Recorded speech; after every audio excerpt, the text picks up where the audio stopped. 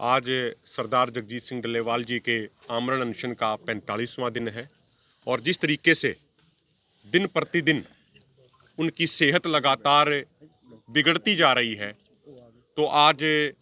सरकारी डॉक्टरों की टीम ने और डॉक्टर स्वाभिमान सिंह जी की टीम ने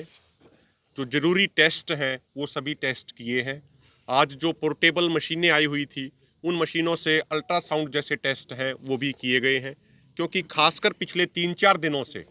सरदार जगजीत सिंह डल्लेवाल जी को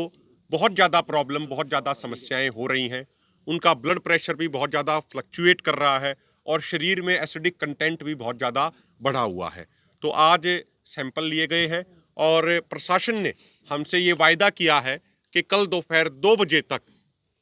जो रिपोर्ट्स हैं वो सारी की सारी हमें सौंप देंगे और वो सभी रिपोर्ट्स हम मीडिया के साथियों के साथ कल की प्रेस कॉन्फ्रेंस में साझा करेंगे। इसके अलावा साथियों, आज दोनों मोर्चों की तरफ से एक चिट्ठी जितने भी हमारे देश की राजनीतिक पार्टियां हैं उनके अध्यक्षों को लिखी जा रही है, दोनों मोर्चों की तरफ से, जिस पे सरदार जगजीत सिंह डल्लेवाल जी के हस्ताक्षर भी हैं। 2-3 दिन पहले सरदार जगजीत सिंह डल्लेवाल जी ने ये भावना जताई थी कि तमाम राजनीतिक पार्टियों को एक चिट्ठी लिखी जाए ताकि वो भी अपना स्टैंड, वो भी अपना मत क्लियर कर सकें कि क्या वो एमएसपी गारंटी कानून के पक्ष में खड़े हैं या एमएसपी गारंटी कानून के विरोध में खड़े हैं। ये उनको अपनी चीज़ें क्लियर करनी चाहिए। तो आज ये एक चिट्ठी ये तमाम राजनीतिक पार्टियों के अध्यक्षगणों को हम ये लिख रहे हैं, दोनों फोरमों की तरफ से,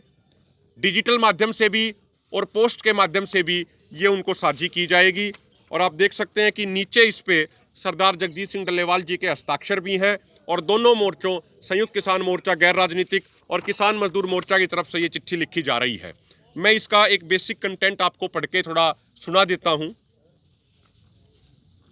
माननीय एमएसपी गारंटी कानून के लिए मैं जगजीत सिंह डल्लेवाल पिछले 45 दिनों से आमरण अनशन पर हूं और मेरी नाजुक तबीयत के बारे में आपको सूचना मिल ही रही होगी।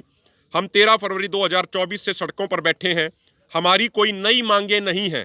बल्कि अलग अलग समयों पर सरकारों द्वारा किए गए वायदों को पूरा कराने के लिए हम आंदोलन कर रहे हैं।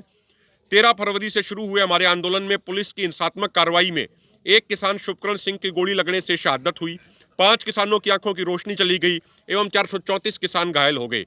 पहले सिर्फ किसान एवं खेती और मजदूर ही एमएसपी गारंटी कानून की मांग कर रहे थे, लेकिन अब तो खेती के विषय पर बनी संसद की स्थायी समिति ने भी अपनी रिपोर्ट पहला volume point number 7 page number 54 पर स्पष्ट कर दिया है कि एमएसपी गारंटी कानून बनाया जाना चाहिए और इससे किसानों, ग्रामीण अर्थव्यवस्था एवं देश को बहुत फायदा होगा। एमएसपी गारंटी कानून से किसानों की क्रय शक्ति बढ़ेगी, जिससे देश की अर्थव्यवस्था को बहुत फायदा होगा। यह संसद की सर्वदलीय कमेटी है जिसमें सभी राजनीतिक पार्टियों की तरफ से 31 सांसद शामिल हैं। 2011 में जब माननीय प्रधानमंत्री नरेंद्र मोदी जी गुजरात के मुख्यमंत्री पद पर रहते हुए उपभोक्ता मामलों की कमेटी के चेयरमैन थे, तो उन्होंने तत्कालीन प्रधानमंत्री माननीय डॉक्टर मनमोहन सिंह जी को रिपोर्ट भेजकर कहा था कि किसी भी व्यापारी द्वारा किसी भी किसान की फसल सरकार द्वारा निर्धारित एमएसपी से नीचे नहीं खरीदी जानी चाहिए और इसके लिए कानून बनाया जाना चाहिए। लेकिन 2014 में सत्ता में आने के बाद पीएम मोदी ने अब तक अपनी खुद की सिफारिश को ही लागू नहीं किया है। किसानों की आत्महत्या रोकने के लिए बनाए गए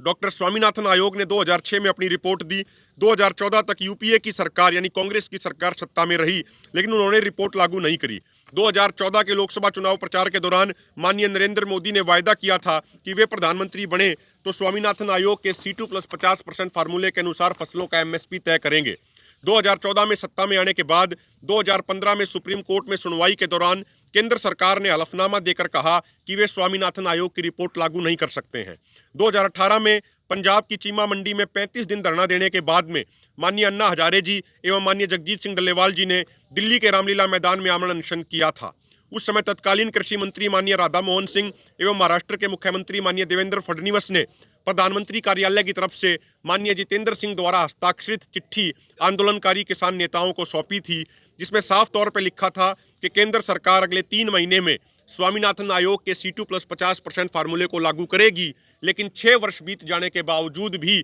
उस वायदे को पूरा नहीं किया गया है। 2020-21 में 378 दिनों तक चले आंदोलन को स्थगित करते समय 9 दिसंबर 2021 को एक चिट्ठी कृषि मंत्रालय द्वारा हमें सौंपी गई थी, जिसमें हर किसान के लिए एमएसपी सुनिश्चित करने, खेती कार्यों को प्रदूषण कानून से बाहर निकालने, लखीमपुर खीरी के घायलों को उचित मुआवजा देने, बिजली बिल को संसद में पेश करने से पहले किसानों से चर्चा करने एवं आंदोलनकारी किसानों पर आंदोलन संबंधित तमाम मुकदमे वापस लेने के लिखित वायदे किए गए थे, जो आज तक अधूरे हैं। हमारे देश में किसानों के लिए पिछले 77 सालों में सबसे दुर्भाग्यपूर्ण बात यह रही है कि जब कोई राजनीतिक पार्टी विपक्ष में होती है तो किसानों के हित में बात करती है, लेकिन जब सत्ता में आती है तो किसानों से किए वायदों को भूल जाती है। मैं एमएसपी गारंटी कानून बनवाने के लिए आमरण अनशन करते हुए अपनी जिंदगी कुर्बान करने के लिए मानसिक तौर पे तैयार हूं, लेकिन एक बात हमें ध्यान रखनी चाहिए कि यदि किसानों से किए वायदों को पूरा कराने के लिए मेरे जैसे एक साधारण किसान की शहादत होती है तो हमारे देश के तमाम राजनीतिक वर्ग के ऊपर ऐसा धब्बा लगेगा जिसे वे कभी साफ नहीं कर पाएंगे। मेरी शहादत के बाद जब इतिहासकार इतिहास लिखेंगे तो वो ये सवाल भी पूछेंगे, क्या उस समय राजनीतिक पार्टियों, सत्ता और विपक्ष ने अपनी जिम्मेदारी सही ढंग से निभाई जब देश के किसान एमएसपी गारंटी कानून बनवाने के लिए ठिठुरती ठंड में सड़कों पर बैठे थे। 21वीं सदी में हम एक तरफ $5 ट्रिलियन की अर्थव्यवस्था एवं 2047 तक विकसित भारत बनाने की बात करते हैं, लेकिन दूसरी तरफ हमारे देश के किसान आत्महत्या करने पर मजबूर हैं। आज समय की नजाकत को समझते हुए एमएसपी गारंटी कानून के मुद्दे पर सभी राजनीतिक पार्टियों को आपसी मतभेद भुलाकर एकजुट होना चाहिए। अगर ये वीडियो आपको पसंद आया है तो इसे लाइक जरूर करें। अगर चैनल अभी तक सब्सक्राइब नहीं किया है तो कर लें और नोटिफिकेशन पाने के लिए बेल आइकन भी दबा दें।